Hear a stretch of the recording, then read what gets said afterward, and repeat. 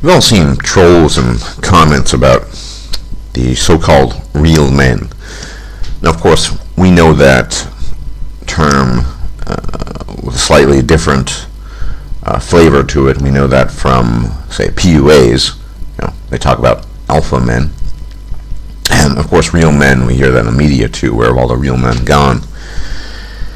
Now, what I want to do in this video is, just because it's been resurfacing quite a bit recently, is to break that down. What does it really mean when these men, primarily men, talk about real men? And they don't just do it on my channel.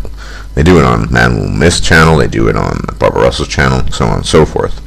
They go on and talk about real men. And they go on, of course, to criticize and denigrate, say, MGTOWs, who are quote-unquote not real men. Well, there are a couple of elements here. One element is something that people don't often talk about. Now, we've often mentioned that using terms such as alpha and beta, really it's using female terminology, female speak, woman speak, to describe men. It's using a mode of female attribution to assign to men different qualities, alpha, beta, omega, whatever. I don't really like that much, and but lots of men do that. And then you also have the term real men, which is a bit more nebulous. What does that mean, though? Real men, supposedly men that rise above the common stock of man. Men who, of course, please women. I mean, ultimately, that is what it's about. So, what benefit does an online troll have, or any troll in general, or outside of the online venue, can be in real life too, in putting you down, in denigrating you when, for example, there's no female audience? That's a question. That's a question that you should all pose. Well, it's pretty simple. I think it's a basic instinct, a almost subconscious instinct. You see, men think, whether correctly or incorrectly, that they will benefit from denigrating other men. Just as a man will throw another man under a bus, and in certain contexts will kill him for the sake of a woman by verbally denigrating another man. Why do men not get behind the issues with regards to false rape accusations? They want to believe that other men are rapists. Why? Because it elevates their own position. It elevates their own status. It's all about status. So, whether it's an online venue or in real life, a man who denigrates another man believes he's elevating his status, potentially, in the eyes of a female, even if there is no female there. Remember, most men are so obsessed with reproduction, with the so-called dominance hierarchy, they have naught else but on their mind but that. And so they come on, say, to my channel, or even Man, Women, Miss channel. I saw several comments recently, and they say, what else do you expect from women when there are no real men around, and so on and so forth? There was a lot of trolling yesterday, for example, and of course, the talk was about real men. So basically, that's it in a nutshell. A real man is no different to the so-called alpha male. It's gyno speak. It's female terminology assigned to men, used by men in an effort to denigrate other men, so they themselves achieve greater status, even if there's no female present, even if there's no actual benefit there, or any benefit that you could see immediately. It's about, so I believe, ultimately subconscious instinct on some level. We don't help our fellow men primarily because, in a general sense, we don't have that spirit of camaraderie, that spirit of brotherhood that, say, women virtually all have with each other, because we do compete against each other for women, and we do compete against each other for status, so we can acquire the golden uterus. So that's the real man. That's really what it's about. Just about denigrating men, so whether the female is present or not, so they can achieve greater status in the female eyes. Now there's another issue I wanted to talk about, and it's been cropping up for a long, long time. It's the issue of evolutionary dead ends. I mention this because this is another tactic, another theme, another meme, if you will, and those who engage in the gyno-speak of talking about real men often like to add to their poor argumentation or to their denigration that any movement or any group of men that does not wish to propagate their DNA, it's just a dead end and a quote-unquote bunch of losers. Well, a couple of things to say to this topic, or to these people out there. And I've seen lots of men talk in this manner, not just trolls, prominent, for lack of a better word, prominent traditionalists who make videos about traditionalism and cultural Marxism, denigrate other men for not having children, for not propagating their DNA. So let's talk about that. A couple of angles here, a couple of ways of looking at it.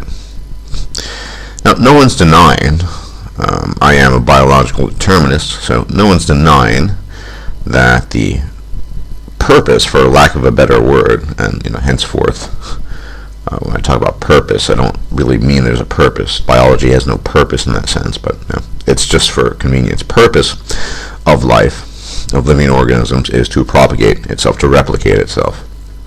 No one is denying that, at least no one with a brain. But there are some other elements to that. Now, the argument that you're a loser, for example, if you don't propagate your DNA, is a poor one. Why? Because the same people who are making this argument, certain people, say in the UK, who might only have one child, I could make the same argument and say, well, that Chav, who lives a couple of houses down from you, he's already got 5 or 6 children. I guess you're even more of a loser than, you're also a loser, because he's much more far ahead in the evolutionary game than you are. After all, from an evolutionary sense, it doesn't even matter whether you raise your children well or not. All that matters is whether you pop the children out. The woman pops the children out, get as many offspring, as many exemplars, samples of DNA out there, and just have them propagate their own DNA. That's all that matters in an evolutionary sense. It doesn't matter whether you raise your child well or not. None of that matters. If you want to limit yourself to strictly evolutionary terms, then that's all that matters. You can't talk about how important it is that fathers are there. No, you can't do that. Why? Because all that matters is that you donated your sperm and that you got some DNA out there. The more DNA, the better. That's all that matters, strictly in evolutionary terms. So if you want to use that language, any man who's sired 7 or 8 or 10 children is much more further ahead than you are in the evolutionary sense. It doesn't even matter whether he raped the women to do so. None of that matters. All that matters is that his DNA is out there and will likely propagate its own DNA. So in the UK, with a massive problem in teenage pregnancy, you see tons of 15-year-old mothers. I mean, these are the genetic winners. These are the evolutionary winners, as a somewhat prominent traditionalist once said. So, if you want to look at it in those terms, there's that. All that really matters is just popping the DNA out. It doesn't matter whether you're even an alpha male or a beta or a real man. It just matters that you got your genetic material out there. That's all that matters. It doesn't matter how. It doesn't matter whether you raise it or not. It doesn't matter whether or not it dies, as long as it lived long enough to propagate its own DNA. So that's a pretty flawed argument, if you want to argue along those lines. The other aspect of that is a bit more philosophical. Now, if you have 99.99% of the species that you've all heard this before, but it's true, that have lived on the Earth have gone extinct, that means that at some point in time, every species was around and then died out for various reasons. Human beings are immune to this and can be subject to this. Now, we often think, interestingly enough, that our great intellect, man's great intellect, our salience, intellectual salience in comparison to other species, will allow us a means of egress in terms of extinction. But that's actually not true.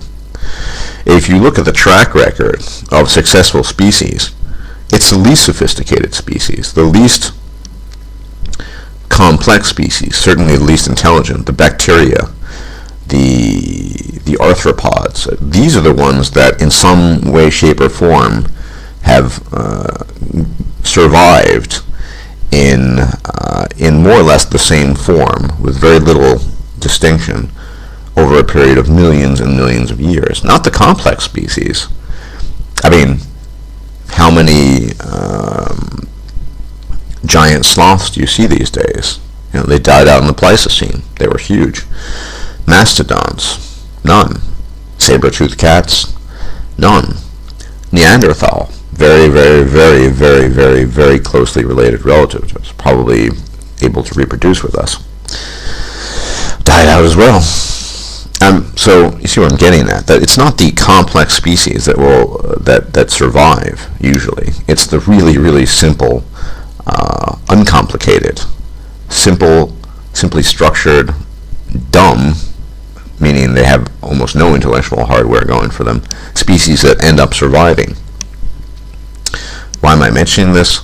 Well, because the argument in light of that is the argument that you have to propagate your DNA is a bit of it's a bit of a fool's errand. I mean, whether or not an individual man or even hundreds of men disseminate their DNA into the gene pool, it's not really going to matter in the long term for the species. I mean, and more importantly, we live in the now. We live in the present. I mean, if it's so important to propagate your DNA, if that is the primary edict that real men should follow, we should be very concerned. Why? Well, because whether or not the human species survives the next few millennia or hundred thousands of years or even millions of years, eventually our sun is going red dwarf, and the Earth will be destroyed as a result of our sun going red dwarf. Of course, that's a couple of billion years away, but it is inevitable. So whether or not, if you want to talk about posterity and legacy and what have you, it doesn't really matter in light of that. Now, you want to call me a nihilist? Quite the opposite. I'm saying live in the present because we don't need to be concerned about that. Just as we don't need to be concerned whether or not we propagate our DNA and disseminate our DNA out into the ether. It doesn't really matter. And if you want to use the argument that every living species does it, that's what you're supposed to do, well, I refer you to my previous argument, previous points. Yeah, you're right. That's what every species does. And from that standpoint, it doesn't matter whether or not men are involved. It doesn't matter. The only involvement a man has to have is to donate a sperm. Just get the babies out there. Get the DNA out there. That's all that matters. The guy who has 12 illegitimate children is much more of an evolutionary winner than the guy who raises one child, if you want to stick to those terms and stick to that line of thinking. It's simple as. So we live in the present, and if you want to talk about posterity, that's fine, but there are a lot of ways of looking at it, and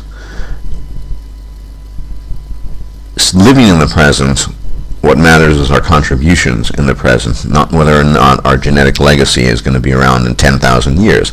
And you who are so obsessed with real men, that's not going to matter much either, because you have no way to ascertain one way or another whether or not your genetic legacy is going to be around in 10,000 years. And the final point about these, I'm done talking about the evolutionary aspects of it all, but these real men is that, and I think it's amusing, all these so-called real men who rant on about how MGTOWs are losers and we're all nullified. Simple fact is, you can be a real man, can use your powers as a real man, stand in front of the court and still have everything taken away from you. You can be hauled off to jail and prison. And you can rant on about being a real man. They're not going to care. They're still going to throw you in prison. And maybe you'll get raped there. Hey, but you're a real man. That doesn't happen to real men. So, all this real men nonsense is just that, nonsense. I'm going to offer a different argument here. I'm going to tell you something else. There are no real men. There are no fake men. There are no lesser men, no greater men. We're just men. Yes, some of us achieve greater things, the Einsteins of the world. Some are infamous, the Pol Pots of the world. Some are a extremely mixed bag, the Obamas of the world, and so on and so forth. But at the end of the day, we're all men. And this concept of real men, it's just a myth. It's bullshit. Because any man at any given moment could have his status removed and be dropped right back down to the bottom of the pecking order. So, anyway, that's all I have to say about that. Just remember, there are no real men, no lesser men, no greater men. We're just men. Until men get that, we're just going to continue to be at each other's throats. And all the trolls, they don't help very much, now do they?